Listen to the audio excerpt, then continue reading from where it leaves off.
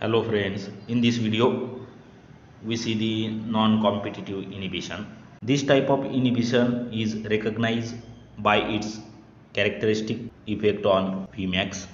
Non-competitive inhibition occurs when the inhibitor and substrate bind at different sites on the enzyme.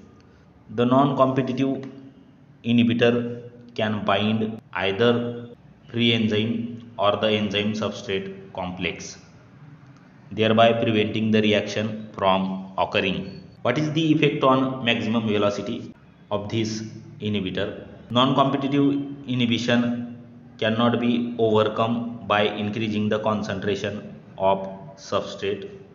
Thus, non-competitive inhibitors decrease the maximum velocity of the reaction. Effect on Km. Non-competitive inhibitors do not interfere with the binding of substrate to enzyme.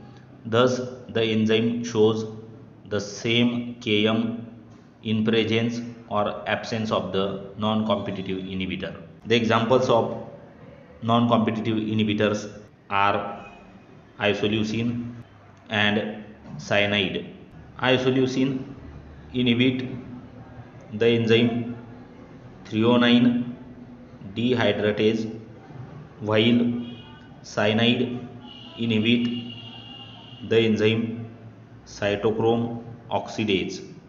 Here is the diagrammatic representation of non-competitive inhibition, in which the substrate and inhibitor have different binding sites. If you like the video, share with your friends, and please do subscribe our YouTube channel. Hit the bell icon to get update of latest notification from our channel. Thanks a lot.